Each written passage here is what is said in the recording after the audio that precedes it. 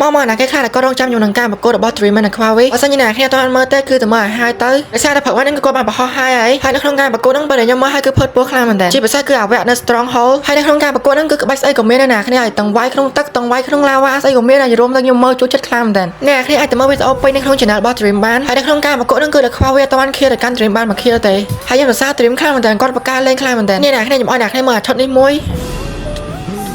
You're dead. Oh my god. ដូចយើងឃើញយ៉ាងគឺ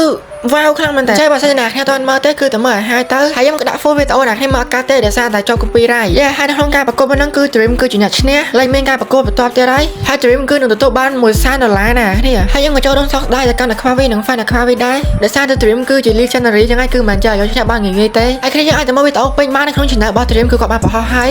នៅពេលដែលមើលហើយគឺកុំភ្លេចមក comment ក្នុងវីដេអូរបស់ខ្ញុំផងថាអ្នកគ្នាមានចំណោមអារម្មណ៍មិនដែរគឺខ្ញុំមើលហើយគឺព្រឺសបល់ខ្លាំងមែនតើហើយពេលខ្លះគឺផើតពោះហ្មងនិយាយទៅមើលឡើងភ័យហ្មងនៅដើរឬនៅភពធម្មតាគឺអីទេក៏ប៉ុន្តែនៅពេលដែលនៅ strong hole ខ្ញុំភ័យខ្លាំងមែនតើហើយតែគាត់ fail ទេបើសិនតែគាត់ fail គឺនឹងចាប់ខ្ញុំហ្មងហើយវីដេអូក៏មានតែប៉ុណ្្នឹងទេ